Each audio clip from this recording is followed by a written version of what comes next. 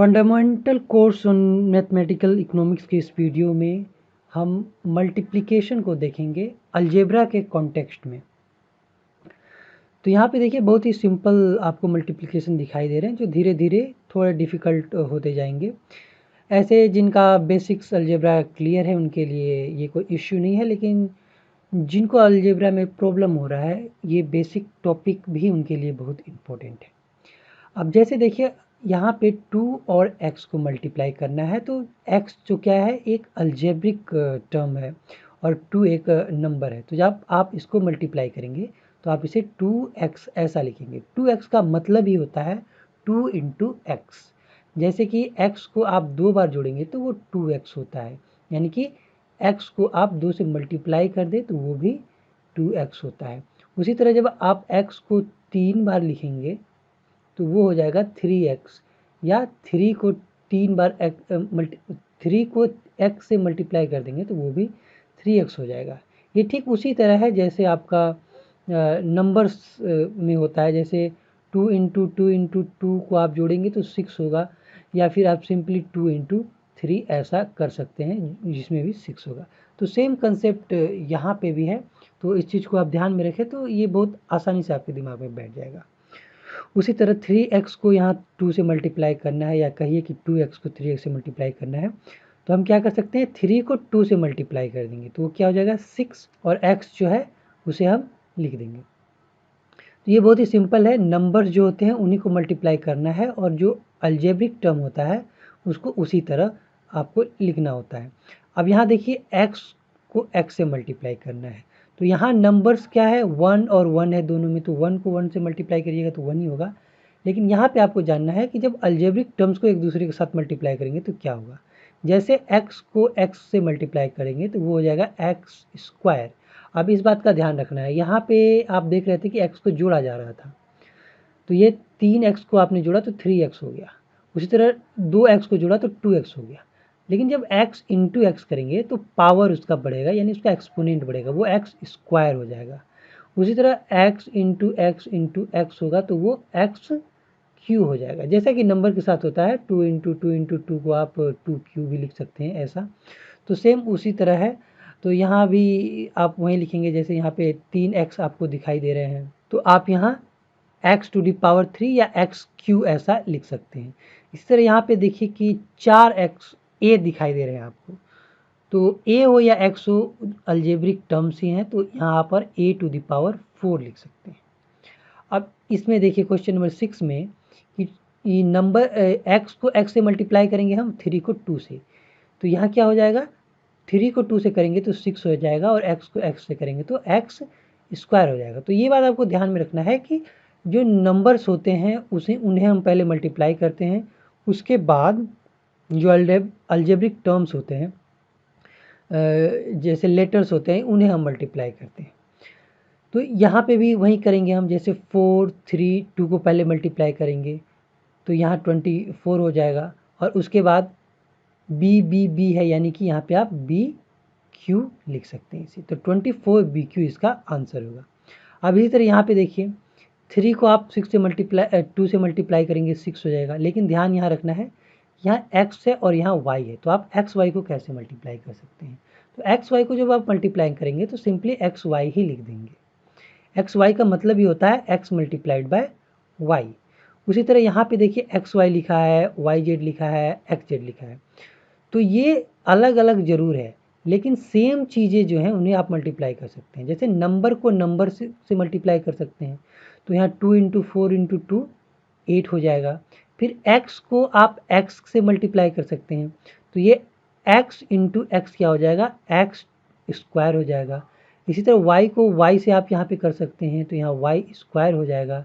और फिर इसी तरह आप z को z से मल्टीप्लाई कर सकते हैं, इस z को इस z से मल्टीप्लाई कर सकते हैं, तो यहाँ पर z स्क्वायर हो जाएगा। और थोड़ा सिंप्लीफाई करके आप इसे लिखना चाहें तो आप 2 कॉमन ले सकते हैं और इसे इस तरह लिख सकते हैं 2 into x y z to the power 2, ऐसा भी आप इसे लिख सकते हैं।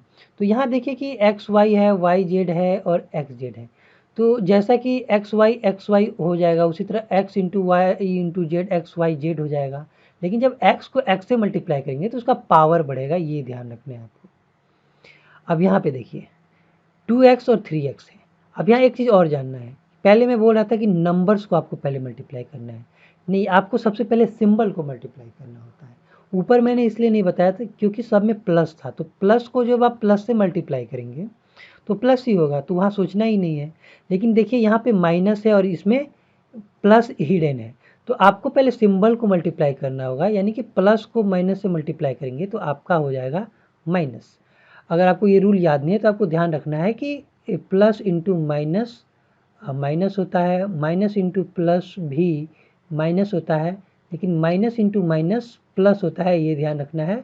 और प्लस इंटू प्लस तो प्लस होता ही, वो पिछले जितने भी क्वेश्चन थे सब में प्लस इंटू प्लस ही था। तो यहाँ पे सबसे पहले तो जो आपका आंसर होगा वो माइनस में होगा, उसके बाद हम नंबर्स को मल्टीप्लाई करेंगे तो 3 2 6 हो जाएगा यहाँ पर, और फिर उसके बाद x को x से मल्टीप्लाई करेंगे तो x स्क्वायर हो जाएगा, जैसा कि मैंने आपको ऊपर बताया था। अब इसी तरह क्वेश्चन नंबर 11 में देखिए, यहाँ पे माइनस है और यहाँ पर भी माइनस है, तो माइनस को माइनस से मल्टीप्लाई करेंगे तो प्लस हो जाएगा, जिसको लिखना जरूरी नहीं, आप इसे नहीं भी लिखे तो चलेगा। और यहाँ पे 4 को 3 से मल्टीप्लाई करेंगे तो 12 हो जाएगा, और फिर यहाँ पर पी क्यू मल्टीप्लाई हो गया, जिसे हम पी क्यू लिख सकते हैं। अब क्वेश्चन नंबर 12 में देखिए, यहाँ माइनस है और यहाँ इसमें प्लस हिडन है, तो माइनस इंटू प्लस मैंने बताया कि माइनस ही होगा, यानी कि साइन डिफरेंट रहेंगे तो माइनस होगा, और उसके बाद हम इसे मल्टीप्लाई करके 30a² लिख सकते हैं। और उसी तरह इसमें भी आप आगे बढ़िए, तो यहाँ सब में प्लस है तो यहाँ सिंपली कुछ नहीं करना है, सभी नंबर्स को मल्टीप्लाई करना है। तो 4 3 जा 12 और 12 2 जा 24 हो जाएगा, और यहाँ पे एक्स वाई जेड आप इसको ऐसे लिख देंगे। उसी तरह नेक्स्ट क्वेश्चन में आप चलिए, ये भी बहुत ही आसान है। इसमें अब देखिए कि यहाँ पे माइनस है, यहाँ पे प्लस है, और यहाँ पे प्लस है, और यहाँ पे भी प्लस है। अब यहाँ देखिए, यहाँ माइनस है, फिर प्लस है, और फिर प्लस है, तो क्या होगा कि माइनस को जब आप प्लस से मल्टीप्लाई करेंगे तो माइनस हो जाएगा, फिर ये माइनस इस प्लस से मल्टीप्लाई होगा तो ये फिर माइनस ही हो जाएगा, यानी कि जो आपका फाइनल आंसर यहाँ पे आएगा वो माइनस में आएगा। अब ध्यान रखना है कि जब भी कोई इस तरह का मल्टीप्लिकेशन दिया हुआ है, बहुत सारे टर्म्स है उसमें, तो अगर माइनस एक बार आता है तो आंसर आपका माइनस में होगा, माइनस अगर 3 बार आता है तो आंसर आपका माइनस होगा, और माइनस अगर 5 बार आता है तो आंसर आपका माइनस में ही होगा। यानी कि अगर ओड नंबर है माइनस का तो वो माइनस में ही आंसर होगा। उसी तरह इवन नंबर अगर रहेगा, जैसे एक्स माइनस इंटू माइनस, वो प्लस होगा। फिर उसी तरह minus into minus into minus into minus 4 बार आ गया तो ये प्लस होगा, क्योंकि ये इवन नंबर में आ रहा है माइनस। जब इवन नंबर में आएगा तो आपका आंसर प्लस में होगा, ये ध्यान रखना है आपको। अब इसी तरह इस क्वेश्चन में देखिए, यहाँ माइनस है, यहाँ माइनस है, और फिर यहाँ प्लस है, तो माइनस इंटू माइनस प्लस हो जाएगा, फिर प्लस इंटू माइनस प्लस ही हो जाएगा। यहाँ माइनस इवन नंबर टाइम है तो आपका आंसर प्लस में होगा, तो प्लस यहाँ पर लिखना जरूरी नहीं है, आप लिखे या छोड़ दें उससे कोई फ़र्क नहीं पड़ने वाला है। आप सिंपली यहाँ पे आंसर लिख दें 4 3 जा 12 एंड 12 2 जा 24, तो यहाँ पे 24 एक्स वाई जेड इस तरह से आप लिख सकते हैं। इस तरह इसमें देखिए कि 3 माइनस है, तो मैंने जैसे कहा कि इवन नंबर रहेगा तो माइनस में ही आंसर आएगा, सॉरी ऑड नंबर में माइनस रहेगा तो माइनस में ही आंसर आएगा। ऑड नंबर मत यहाँ पे ये मत समझिएगा कि मैं इस नंबर की बात कर रहा हूँ, ऑड नंबर टाइम्स, यानी कि -3 टाइम्स है, जो कि इसीलिए यहाँ पे माइनस हो रहा है। और उसके बाद नॉर्मली जैसा गुना करना है आप करेंगे, और यहाँ पे 24 एक्स वाई जेड आपका आंसर हो जाएगा। अब यहाँ पे देखिए 4 जगह माइनस दिया हुआ है, तो इसका आंसर क्या होगा, प्लस में होगा, जैसा कि मैंने आपको बताया कि अगर 4 बार माइनस है, इवन नंबर टाइम्स माइनस है, तो प्लस में ही आंसर होगा। और फाइनली आप इसे मल्टीप्लाई कर सकते हैं, यहाँ 120 ABCD ऐसा हो जाएगा। तो जब भी आप अलजेब्रिक टर्म्स को मल्टीप्लाई करते हैं, जैसे ABCD को मल्टीप्लाई किया, तो आपको सीधे इस तरह से लिख देना है, मल्टीप्लिकेशन हटा के, वही उसका आंसर होता है। अब यहाँ पे देखिए यहाँ पे मल्टीप्लाई नहीं लिखा हुआ है, ब्रैकेट लिखा हुआ है। तो जब इस तरह से ब्रैकेट लिखा होता है, कोई सिंबल नहीं होता है, उसका मतलब है कि यहाँ पे मल्टीप्लिकेशन है। तो यहाँ पे इसका आंसर हो जाएगा 6x। इसी तरह यहाँ पे देखिए, ये जो 3 है इन सबसे मल्टीप्लाइड है, ब्रैकेट ब्रैकेट के अंदर जितने सबसे मल्टीप्लाइड है। तो यहाँ पे जब आप इसको लिखेंगे तो आप इसे ऐसे लिख सकते हैं, 3 को 2 से मल्टीप्लाई करेंगे तो 6a हो जाएगा, फिर 3 को 3 से मल्टीप्लाई करेंगे तो 9 हो जाएगा और b यहाँ पहले से है, फिर 4 को 3 से मल्टीप्लाई करेंगे तो 12 हो जाएगा और यहाँ पर c है। तो इस तरह से आप इसका आंसर लिख सकते हैं, या फिर यही ज़्यादा सिंप्लीफाइड फॉर्म है, लेकिन आपको कहा, इसको सॉल्व करने के लिए कहा गया, इसका मतलब आपको मल्टीप्लाई करना है 3 को सबसे। अब यहाँ पे देखिए, यहाँ पे सिर्फ 3 था लेकिन यहाँ पर 3p है, तो 3p जब 4 से मल्टीप्लाई होगा तो ये हो जाएगा 12p, क्योंकि p किसी से मल्टीप्लाई होने के लिए है नहीं, तो p को हम उसी तरह लिख सकते हैं। उसके बाद 5 को 3 से मल्टीप्लाई करेंगे, लेकिन उससे पहले यहाँ माइनस सिंबल आ गया और यहाँ पर प्लस है, तो माइनस प्लस माइनस होगा यहाँ पे, और 5 3 जा 15, और उसके बाद p से मल्टीप्लाई होगा तो क्या हो जाएगा, p स्क्वायर हो जाएगा। तो ये आपको ध्यान में रखना है कि कौन सी चीज़ें किससे मल्टीप्लाई हो सकती है और नहीं हो सकती है। जैसे यहाँ पे 3 4 से मल्टीप्लाई हुआ 12 हो गया, लेकिन p से मल्टीप्लाई करने के लिए कुछ है नहीं, बाय डिफ़ॉल्ट 1 है, तो p को 1 से मल्टीप्लाई कीजिएगा। अब आगे बढ़ते हैं और कुछ ही क्वेश्चन है इसमें। तो अब यहाँ पे देखिए, यहाँ पे -5m है, तो यहाँ ध्यान दीजिएगा, जब -5m को आप 6m से गुना करेंगे तो यहाँ पे प्लस है हिडन, तो प्लस माइनस माइनस हो जाएगा पहले, उसके बाद यहाँ पे 30 हो जाएगा और m से मल्टीप्लाई होकर m स्क्वायर हो जाएगा। और यहाँ पे देखिए n है और यहाँ पे माइनस है, तो ये माइनस इस माइनस से मल्टीप्लाई होगा तो यहाँ पे हो जाएगा प्लस, और हो जाएगा 35m n। तो इस तरह से आपका आंसर हो जाएगा। अब यहाँ पे देखिए कि दोनों तरफ ब्रैकेट है, तो आप कैसे मल्टीप्लाई करेंगे, तो आप क्या कर सकते हैं, जैसे कि ये जो a है इसको आप मल्टीप्लाई करेंगे ए बी से, यानी कि a प्लस बी से, और उसके बाद ये जो प्लस b है इसे भी आप मल्टीप्लाई कर देंगे a प्लस बी से। मतलब कि इस ब्रैकेट के हर एलिमेंट इस ब्रैकेट से, पूरे ब्रैकेट से मल्टीप्लाई होंगे। और उसके बाद जब आप इसको सॉल्व करेंगे तो a को a से मल्टीप्लाई करेंगे यहाँ पर तो a स्क्वायर हो जाएगा, फिर a को b से करेंगे तो a b हो जाएगा, फिर यहाँ पे b को a से करेंगे तो पहले a लिखना होता है तो a b होगा, फिर b को आप b से करेंगे प्लस b स्क्वायर हो जाएगा। और a b सेम वेरिएबल है तो आप इसे ऐड कर सकते हैं, तो a square plus 2ab plus b square होगा, जो कि आपने पढ़ा भी होगा, a प्लस बी का होल स्क्वायर होता है a square plus 2ab plus b square. तो यहाँ पे भी जैसे आप देख रहे हैं ये वाला, तो a प्लस बी, और a प्लस बी का मतलब ही होता है a प्लस बी पर होल स्क्वायर, जिसका फॉर्मूला आप इसे पढ़ते हैं, तो ये इसी का फॉर्मूला है, लेकिन इस चीज़ को आप ऐसे भी लिख सकते हैं। तो ये कुछ लोगों को अभी ध्यान में आया होगा, क्योंकि उन्होंने कम अलजेब्रा पढ़ा था। अब इसी तरह क्वेश्चन नंबर 23 में देखिए, तो यहाँ ए बी सी है, फिर यहाँ पे ए बी सी है, तो आप इसको कैसे करेंगे, तो उसी तरह जैसे आपने ऊपर वाले में किया कि ए इन तीनों से मल्टीप्लाई होगा, फिर बी इन तीनों से होगा, फिर सी इन तीनों से होगा। तो आप इसे कैसे लिखेंगे, आप इसे ऐसे लिख सकते हैं, ए फिर यहाँ पे ब्रैकेट देंगे ए प्लस बी प्लस सी, फिर उसी तरह बी से सबको मल्टीप्लाई करेंगे तो ए प्लस बी प्लस सी, फिर उसी तरह सी से सबको मल्टीप्लाई करेंगे ए प्लस बी प्लस सी। अब जब आप इसे मल्टीप्लाई करेंगे तो ये थोड़ा ज़्यादा स्पेस ले रहा है तो मैं नीचे लिख रहा हूँ, तो ये a इंटू ए स्क्वायर हो जाएगा, फिर a into b a b हो जाएगा, फिर a इंटू सी ए सी हो जाएगा। फिर यहाँ पे आइए, b इंटू ए को क्या लिखेंगे आप, ए बी लिखेंगे, बी ए नहीं लिखेंगे क्योंकि इससे कन्फ्यूजन क्रिएट हो सकता है, ऐसे बी ए लिखना भी गलत नहीं होगा। फिर ये b और b मल्टीप्लाई होंगे तो ये b स्क्वायर हो जाएगा, फिर ये b और c मल्टीप्लाई होंगे तो b c हो जाएगा। फिर यहाँ पे आइए, c को a से मल्टीप्लाई करेंगे तो ac हो जाएगा, फिर c को b से मल्टीप्लाई करेंगे bc हो जाएगा, फिर c को c से मल्टीप्लाई करेंगे c स्क्वायर हो जाएगा।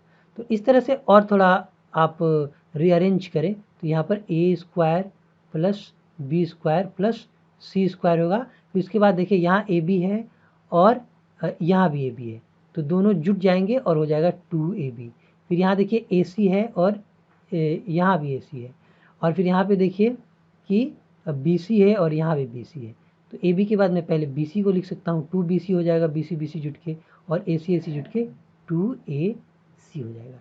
तो ये भी आपका फेमिलियर फॉर्मूला है जो आपने पढ़ा था, a प्लस बी प्लस सी का होल स्क्वायर बराबर ये वाला जो आपका फॉर्मूला निकल कर आया है ये है।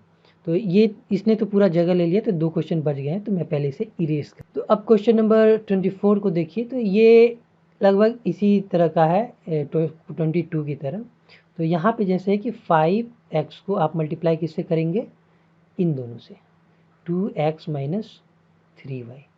फिर 6xy को आप कैसे मल्टीप्लाई करेंगे, तो 6y को आप मल्टीप्लाई करेंगे फिर से 2x माइनस 3y। अब जब आप इसे मल्टीप्लाई करेंगे तो ये किस तरह से हो जाएगा, ये कुछ ऐसा हो जाएगा, 5x 2x से मल्टीप्लाई होगा तो ये हो जाएगा 5 दूनी 10x स्क्वायर। फिर 5x 3y से मल्टीप्लाई होगा तो ये हो जाएगा 15xy। यहाँ पे प्लस है और यहाँ पर माइनस है, तो प्लस इंटू माइनस यहाँ पे माइनस मैंने लिखा हुआ है। उसी तरह 6y को आप 2x से मल्टीप्लाई करेंगे तो यहाँ पे हो जाएगा प्लस 12xy, और फिर जब 6y 3y से मल्टीप्लाई होगा तो पहले तो प्लस माइनस माइनस हो जाएगा और हो जाएगा आंसर आपका minus 18y square.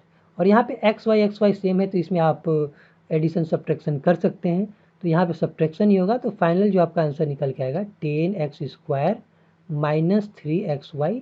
Addition subtraction में पहले आपको सिखा चुका हूँ, और फिर यहाँ पर 18y स्क्वायर। तो जो एडिशन सब्ट्रैक्शन नहीं समझ पा रहे हैं वो पिछले वीडियोस देख ले। तो ये आपका फाइनल आंसर निकल के आता है। हो सकता है कैलकुलेशन में कहीं गलती हो जाए, लेकिन जो आपका मेथड है, टेक्निक है, वो यही बनाने का है। अगर कहीं कन्फ्यूजन होता है तो आप मुझसे ज़रूर पूछें। अब चलिए लास्ट क्वेश्चन को थोड़ा सोल्व करते हैं, इसके लिए मुझे फिर से थोड़ा इरेज करना होगा। तो क्वेश्चन नंबर 25 को सोल्व करते हैं। इसके लिए हमें थोड़ा ज़्यादा स्पेस चाहिए, तो मैं इतना पूरा स्पेस लूँगा, तो आप कंफ्यूज मत होइएगा। ये क्वेश्चन नंबर 25 ही हम सोल्व करेंगे। तो यहाँ पर देखिए कि 2a पहले इन सभी से मल्टीप्लाई होगा, फिर 3b सबसे होगा, फिर 4c सबसे होगा। तो आप इसे ऐसे लिखेंगे 2a into 2a plus 3b minus 4c। फिर उसी तरह माइनस 3b है, तो माइनस 3b सबसे मल्टीप्लाई होगा, यानी कि 2a plus 3b minus 4c। यहाँ पे आप बहुत ध्यान से आपको ये सब बनाना होगा, माइनस प्लस में बहुत कन्फ्यूजन होता है। जैसे यहाँ प्लस 4c है तो आप यहाँ प्लस 4c ही लिखेंगे, और फिर उसके बाद जो सेम टू सेम है उसे आप उतार देंगे, और माइनस प्लस का आप विशेष ध्यान रखिएगा। अब यहाँ पर देखिए कि कैसे माइनस प्लस को भी गुना करना है, उसे भी ध्यान में रखना है। जैसे यहाँ पे दोनों में प्लस है तो प्लस ही होगा, तो 2 इंटू 2 क्या हो जाएगा 4, और a इंटू यू हो जाएगा a स्क्वायर। फिर यहाँ पे देखिए यहाँ पर प्लस है, इसमें भी प्लस है, तो 3 2 जा 6, और फिर a इंटू बी हो जाएगा a b। और यहाँ पे देखिए माइनस है और यहाँ पर प्लस है, हिडन है, तो ये माइनस होगा क्योंकि प्लस इंटू माइनस माइनस होता है। उसके बाद 8ac हो जाएगा, ac से मल्टीप्लाई होगा, और 4 2 से मल्टीप्लाई होगा। अब यहाँ पे आइए 3b से सबको मल्टीप्लाई करना है, तो यहाँ माइनस है और यहाँ प्लस है, तो यहाँ माइनस में आंसर होगा, माइनस इंटू प्लस माइनस होता है, तो 3 दूनी 6, और b को a से गुना कीजिएगा तो ये हो जाएगा ab। उसी तरह यहाँ माइनस है और यहाँ प्लस है, तो फिर से माइनस होगा, और यहाँ पे 9b स्क्वायर हो जाएगा। फिर यहाँ पे माइनस है और यहाँ पर भी माइनस है, तो हम क्या करेंगे, यहाँ पे माइनस इंटू माइनस प्लस हो जाएगा, तो यहाँ लिखेंगे प्लस 12, 4 3 से मल्टीप्लाई होगा 12 हो जाएगा, फिर बी सी। और फिर इसी तरह यहाँ आइए 4c में, तो 4c को जब आप 2a से मल्टीप्लाई कीजिएगा तो हो जाएगा 4 2 जा 8ac। फिर 4 3 से मल्टीप्लाई होगा, हो जाएगा 12bc, और फिर 4 4 से मल्टीप्लाई होगा तो हो जाएगा 16c स्क्वायर। लेकिन यहाँ पे माइनस होगा, ध्यान रखना है, मैंने प्लस लिख दिया है क्योंकि यहाँ पे माइनस है और यहाँ पर प्लस है। तो प्लस इंटू माइनस माइनस ही हो जाएगा। अब जब आप इसे सॉल्व करेंगे तो आपको थोड़ा ध्यान से प्लस माइनस को देखना है कि कौन कैसे है। अब यहाँ 4a² है, -9b² है, -16c² है, तो आप सिंपली इसे लिखेंगे 4a² माइनस 9b², फिर माइनस 16c²। उसके बाद देखिए यहाँ ए बी है और यहाँ भी ए बी है, तो ये प्लस में है पूरा और ये माइनस में है, तो दोनों आप जब माइनस कीजिएगा, अलग अलग सिंबल है, तो आप सब्ट्रैक्ट कीजिएगा तो जीरो हो जाएंगे, कि नहीं दोनों कट जाएंगे। इधर यहाँ पे देखिए 8ac है और यहाँ पर भी 8ac है, एक माइनस में एक प्लस में, तो ये दोनों भी कैंसिल आउट हो जाएंगे, क्योंकि सेम है, एक में प्लस एक माइनस है, तो वो जीरो हो जाएगा, ये भी कैंसिल आउट हो गया। अब यहाँ पे बचा 12bc और यहाँ बचा 12bc, दोनों प्लस में है तो हम इसे जोड़ देंगे, यानी कि यहाँ पे हो जाएगा 24bc। तो इस तरह से आपका आंसर होगा। तो ये सब मल्टीप्लिकेशन बार बार आते हैं इस तरह के, जब आप मैथमेटिक्स इकोनॉमिक्स में पढ़ रहे हो, तो ये बेसिक्स आपका स्ट्रॉन्ग होना ज़रूरी है, क्योंकि अगर आपको ये पता नहीं होगा तो इकोनॉमिक्स जब आप पढ़ेंगे और वहाँ पे मैथ आ जाएगा, आपको मैथ का ही कंसेप्ट पता नहीं है, तो दोनों को मिला के पढ़ने में बहुत डिफ़िकल्ट लगेगा आपको। लेकिन अगर मैथ का बेस स्ट्रॉन्ग है तो इकोनॉमिक्स पढ़ने में बहुत मज़ा आएगा। So thank you for joining this session. Next जो वीडियो होगा उसमें हम डिवीजन देखेंगे, और भी बहुत सारे टॉपिक है, वन बाय वन करके हम बहुत कॉम्प्लेक्स से कॉम्प्लेक्स इकोनॉमिक्स के क्वेश्चन को सॉल्व करेंगे। अभी हम प्योर मैथमेटिक्स देख रहे हैं, लेकिन धीरे धीरे हम इकोनॉमिक्स एप्लीकेशन में भी एंटर करेंगे। Thank you for joining this session.